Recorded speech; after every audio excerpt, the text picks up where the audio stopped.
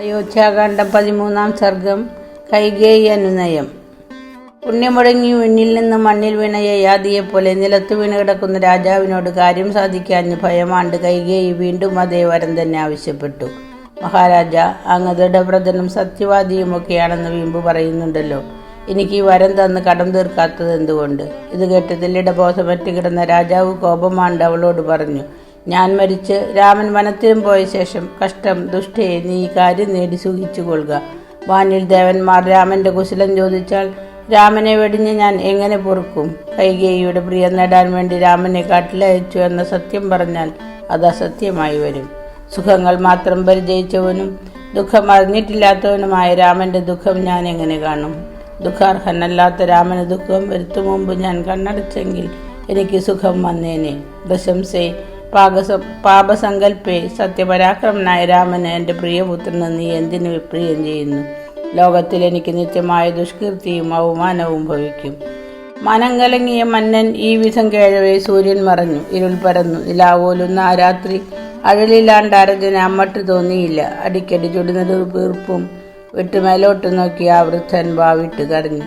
താരാപൂരിതയായ രജനി, നീ പുലരാതിരുന്നാൽ എന്ന് ഞാൻ ആശിക്കുന്നു. ഭദ്രേ, എന്നിൽ കാരുണ്യം കൊണ്ടാലും ഞാനിതാ കൈകൂപ്പുന്നു. അഥവാ വേഗം പോകൂ, ഈ ക്രൂരയെ എനിക്ക് കാണേണ്ട, ഈ ദുഷ്ടയെ എനിക്ക് വിപത്ത് വരുത്തി വെച്ച ഇവളെ.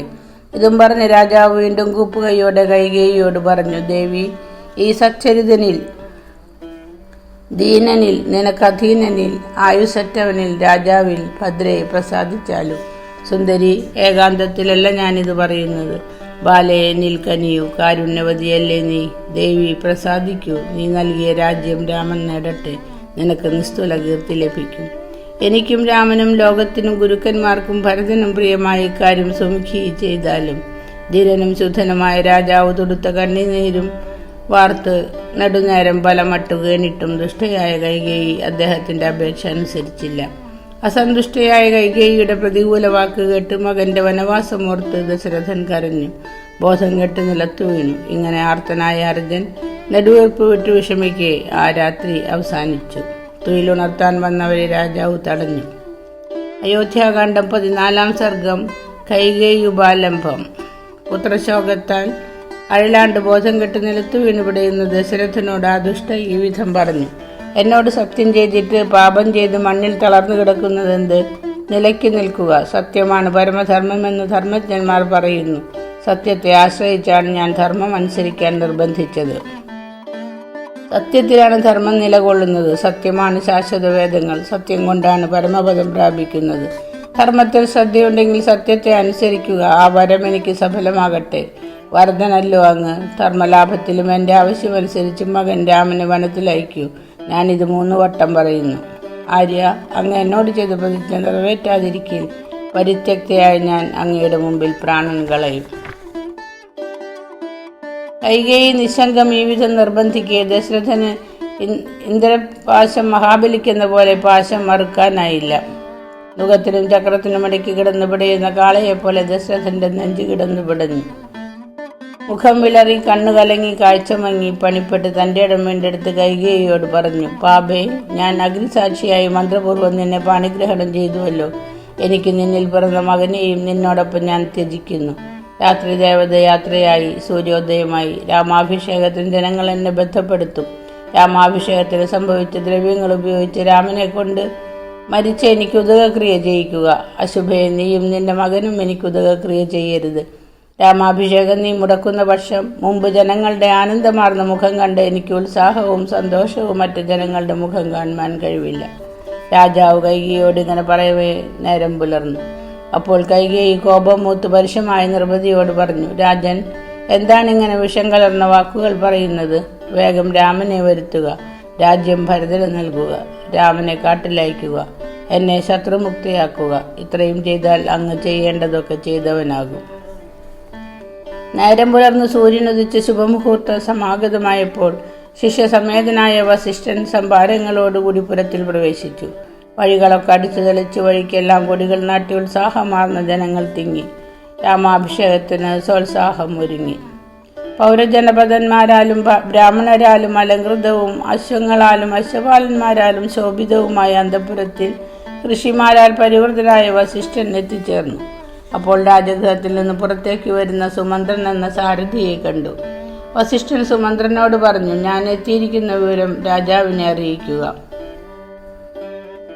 എല്ലാവരും സന്തോഷത്തോടെ സംഭാഷണം ചെയ്തുകൊണ്ട് പല രാജാക്കന്മാരോട് ഒരുമിച്ച് രാമാഭിഷേകത്തിനായി കാത്തു നിൽക്കുന്നു.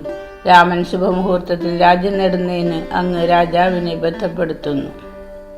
ഇത് കേട്ട് സുതൻ രാജാവിനെ വാഴ്ത്തിക്കൊണ്ട് കൊട്ടാരത്തിനകത്ത് പ്രവേശിച്ചു. വൃദ്ധസൂതനെ ദാസ്തന്മാർ തടഞ്ഞില്ല. രാജാവിന്റെ തൽക്കാലാവസ്ഥ അറിയാത്ത ആ സൂതൻ രാജസമീപമെത്തി പതിവിൻപടി സ്തോത്രം ചെയ്യാൻ ആരംഭിച്ചു. സൂര്യോദയത്തിൽ അലയാഴി ആനന്ദം കൊള്ളും പോലെ തിരുവുള്ളം തെളിഞ്ഞ് അങ്ങ് ഞങ്ങളെ ആനന്ദിപ്പിച്ചാലും. രാത്രി അവസാനിച്ചു, വേണ്ട കാര്യങ്ങൾ ചെയ്തു കഴിഞ്ഞു. രാജശ്രേഷ്ഠ ഉണർന്നെഴുന്നേറ്റാലും ഇനി വേണ്ട കാര്യങ്ങൾ ചെയ്താലും അഭിഷേകമെല്ലാം വൈകിയല്ലോ. പൗരന്മാർ, ജാനപദന്മാർ, നൈകന്മാർ ഏവരും തൊഴുതു നിൽക്കുന്നു.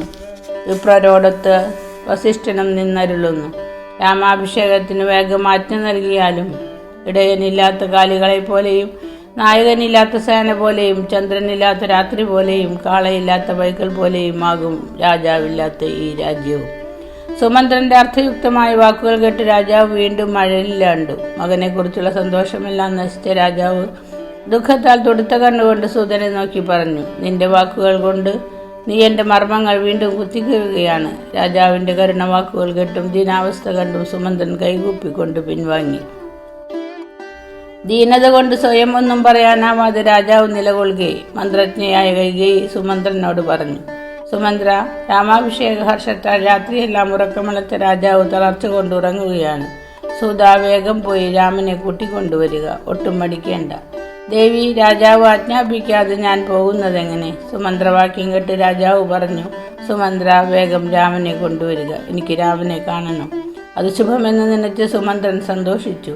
രാജാജ്ഞ അനുസരിച്ച് സുമന്ത്രൻ വേഗം പുറത്തേക്ക് പോയി.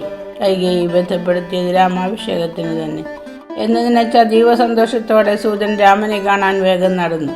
പടിക്കൽ ആളുകൾ തിങ്ങിക്കൂടി നിൽക്കുന്നത് കണ്ട് പടിക്കൽ കൂടി നിൽക്കുന്ന പൗരന്മാരെയും പ്രഭുക്കന്മാരെയും സുമന്ത്രൻ കണ്ടു.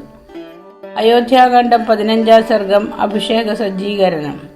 രാത്രി അവസാനിക്കെ വേദജ്ഞരായ ബ്രാഹ്മണർ രാജപുരോഹിതന്മാരോടൊപ്പം സദസ്സിലെത്തി. അമാത്യരും സേനാനായകന്മാരും പൗരമുഖ്യരും രാമാഭിഷേകത്തിന് സന്തോഷത്തോടെ വന്നു ചേർന്നു. സൂര്യൻ ഉദിച്ചുയർന്നു. പുഷ്യനക്ഷത്രം രാമന്റെ ജന്മലഗ്നമായ കർക്കടകവും സമാഗതമായി. രാമാഭിഷേകത്തിന് വേണ്ട ഒരുക്കങ്ങൾ ബ്രാഹ്മണർ ചെയ്തു. ഇക്ഷ്വാകു വംശത്തിൽ അഭിഷേകത്തിന് എമ്മട്ട് ഒരുക്കങ്ങൾ ചെയ്യുമോ അവയെല്ലാം രാജാജ്ഞയെ സംഭരിച്ച് അവർ രാജസമീപം വന്നെത്തി. അർജുനെ കാണാൻ അവർ തമ്മിൽ പറഞ്ഞു, നാം വന്നെത്തിയ വിവരം ആര് രാജാവിനോട് ഉണർത്തിക്കും? രാജാവിനെ കാണുന്നില്ല. നേരം പുലർന്നു. രാമന്റെ യൗവ രാജ്യാഭിഷേകത്തിന് വേണ്ടതെല്ലാം തയ്യാറായി. അവരിങ്ങനെ ചൊല്ലുക എല്ലാവരോടുമായി സുമന്ത്രൻ പറഞ്ഞു, രാജാജ്ഞയാൽ ബന്ധപ്പെട്ട് രാമസമീപം പോകുകയാണ് ഞാൻ. ഭവാന്മാർ രാജാവിനും വിശേഷിച്ച് രാമനും ആദരണീയരാണ്. ഭവാന്മാർ പറഞ്ഞതായി ഇതാ ഞാൻ സുഖം അന്വേഷിക്കാം. പള്ളിക്കുറപ്പുണർന്നിട്ടും പുറത്തേക്ക് എഴുന്നള്ളാത്തതിന്റെ കാരണവും ചോദിക്കാം. ഇതും പറഞ്ഞ് സുമന്ത്രൻ അന്തഃപുരത്തിൽ പ്രവേശിച്ചു. രാജവംശത്തെ വാഴ്ത്തി പള്ളിയറയിൽ ചെന്ന് നിലകൊണ്ടു. രാജാവിന് വിജയം നേർന്നറിയിച്ചു. രാജൻ ഉണർന്നാലും അനന്തരകരണീയം നിർവഹിച്ചാലും വിപ്രരും സേനാനായകരും പൗരമുഖ്യരും വന്ന് കാത്തു നിൽക്കുന്നു. അവർ അങ്ങേ കാണാൻ ആഗ്രഹിക്കുന്നു. രാജൻ എഴുന്നേറ്റാലും. അത് കേട്ട് രാജാവ് പറഞ്ഞു, സൂത, രാമനെ കൂട്ടിക്കൊണ്ടുവരൂ എന്നല്ലേ നിന്നോട് ഞാൻ പറഞ്ഞത്? നീ എന്നെ അനുസരിക്കാത്തത് എന്തുകൊണ്ട്? ഞാൻ ഉറങ്ങുകയില്ല. രാമനെ വേഗം ഇവിടെ കൊണ്ടുവരിക എന്നിങ്ങനെ രാജാവ് വീണ്ടും സൂതനെ പറഞ്ഞയച്ചു. അത് കേട്ട് തലകുമ്പിട്ട് വലിയ നല്ല കാര്യമെന്ന് കരുതി സൂതൻ കൊട്ടാരം വിട്ടിറങ്ങി.